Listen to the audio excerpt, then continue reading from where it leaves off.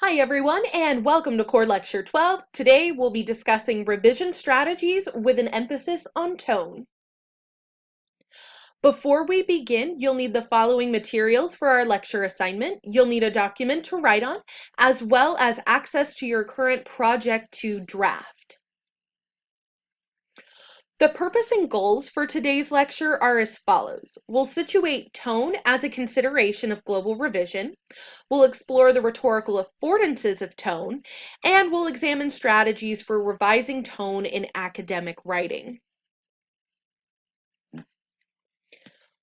Before we jump into what I mean by tone and how we can tackle tone in our revision, let's first go back a little bit and discuss what's meant by the terms global revision and, in contrast, local revision as well. So remember that global revision concerns, those are going to be items for revision that can impact the majority, if not the entirety of the work, if addressed. So that's going to be organization, content development, and tone, as you will see here in a moment. So remember, like we discussed with organization, if you decide to talk about, if you originally have your paper structured points A, B, and C, but then change it to C, A, B, that means you are going to have to go through your entire document to ensure that the way that you've talked about those concepts that you've just reorganized reflect the way in which you have revised that piece. So content development is the same way. So if you decide to add in additional paragraphs or decide to support an idea perhaps in a different way or use a different method for going about it, as we'll discuss more in when we get to project 4, that's going to impact perhaps your thesis. That's going to impact how you organize your content. That's going to impact the overall structure of your work and tone as well. Now, we can compare those to local revision concerns. Now, those are items for revision that impact oftentimes only the sentence or paragraph the item resides in. So that's going to be stuff like spelling, proper sentence structure, and formatting. Because if you use the wrong form of, let's say, to, let's say I am going to the store, if I spell it TWO instead of TO, it's not like it's going to completely derail everything else I have said. If I use a sentence fragment, or if I include a sentence fragment in my work, it's not going to completely throw off my thesis or confuse my reader in terms of how the overall essay is structured. Same with formatting. If you don't include, let's say you encase a book title in quotation marks rather than italicizing it. That doesn't really impact much overall, but it's something, of course, you're still going to want to address, but it only impacts the more immediate areas. So remember, that's how we are breaking up some of our revision concerns, is by looking at them in terms of global revision and local revision. So the changes you're making, are they going to have an impact on the document, you know, throughout most of the document, or perhaps even the document in its entirety, or is it only going to impact perhaps just a sentence or two? All right, so when I say tone, what do I mean by tone? This is a term that I imagine you've heard countless times in writing classes. Oh, is your tone appropriate? Is your tone appropriate for your audience? Is your tone on point? Okay, well, great. What does that mean? Because I'm sure you've probably wanted to be able to definitively answer that question. But when we say tone in academic writing, in its most succinct way, a tone is the attitude a writer portrays about their topic and or their reader through careful yet deliberate rhetorical choices. So this is much like tone when we speak, except instead of, actually being able to hear the tone, we have to convey that through word choice and sentence structure. And so even though this is something that we're going to look at the local level, tone is something that must be consistent throughout the document. You can't just, say, I'm going to approach this sympathetically in the first half, but then completely turn my back on it and be entirely ruthless on this topic in the second half. It will confuse your readers just as much as a disorganized paper will, because they will not know how to understand then how you want them to read your argument, how you want them to interpret the evidence and the sources that you are using to support the argument you're. So now that we have defined the term tone, let's talk about how we can revise for it in our own work. The first thing that we'll want to do is clearly define the attitude you as the writer want to convey to your readers. So how do you want the readers to understand your position and your thoughts on the topic? Should they get the gist that the topic is something you're hopeful for? The topic is something that you're angry about? Because when you do this, you are essentially saying, okay, well, how do I want my readers to feel about this topic?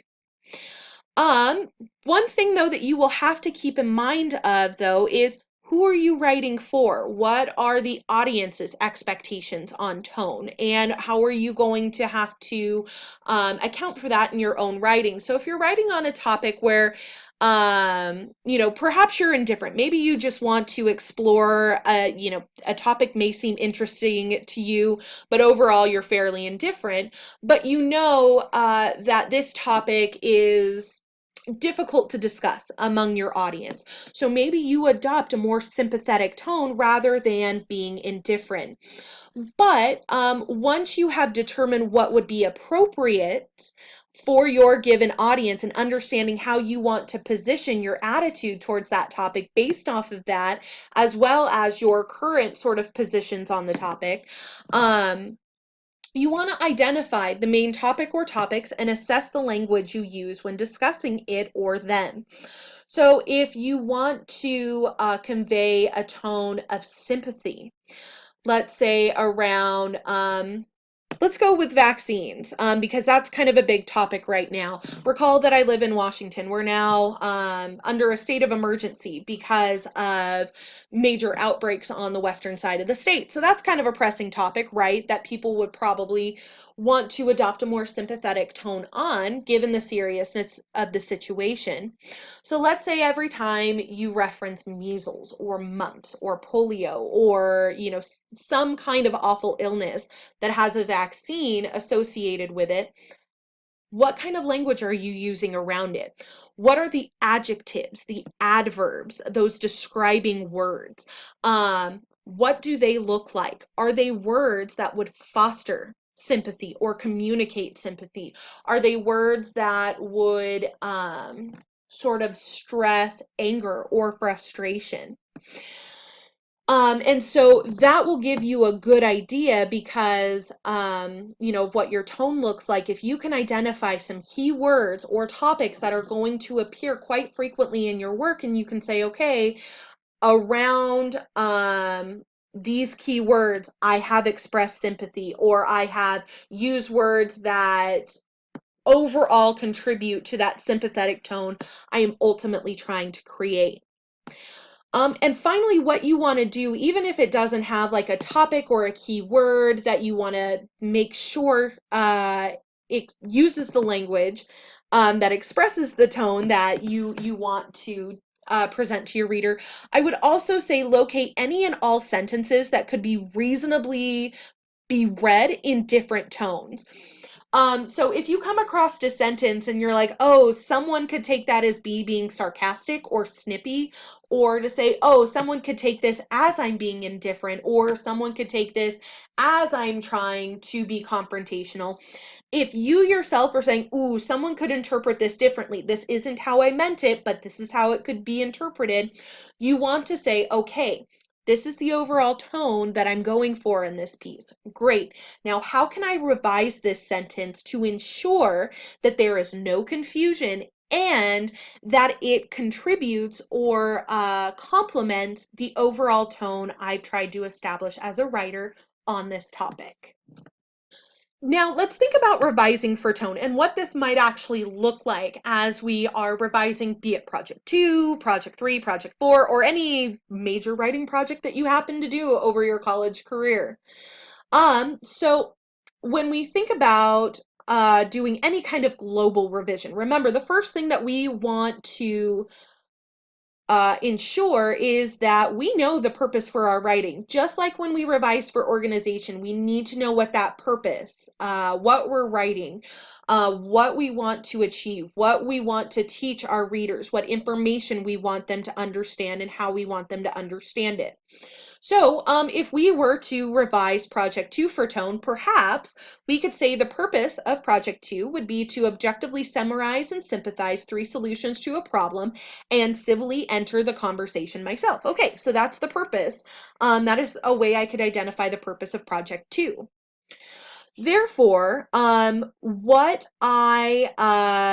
attitude that I want to convey toward my readers would be, or my tone is, I would want to come off as having a knowledgeable attitude on it, that I'm respectful and that I'm authoritative.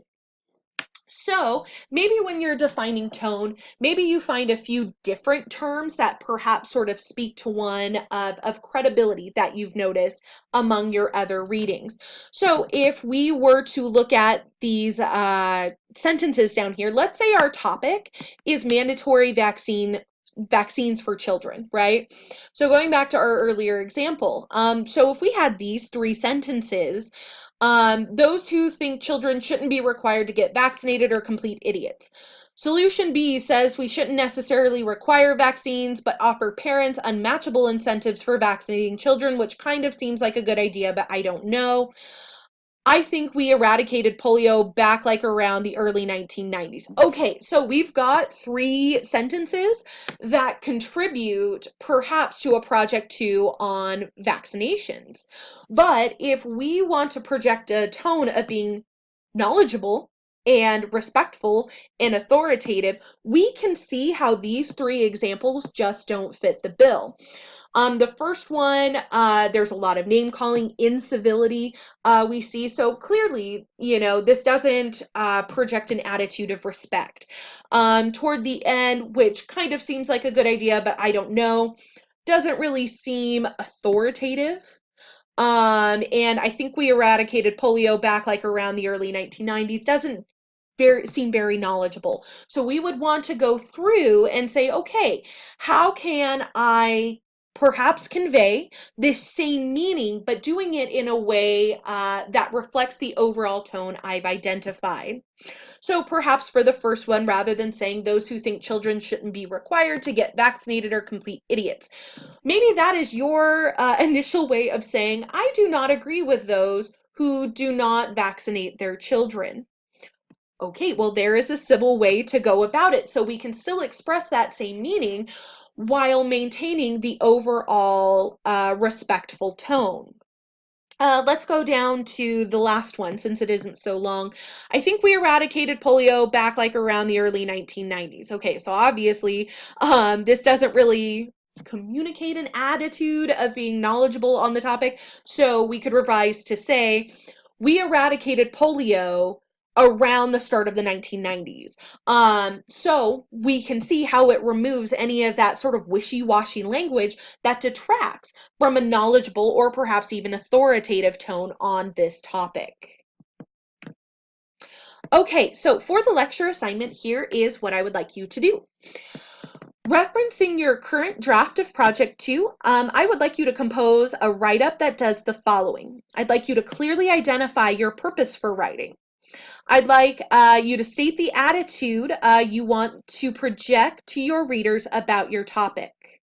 So how do you want your readers to see you as a writer for Project 2?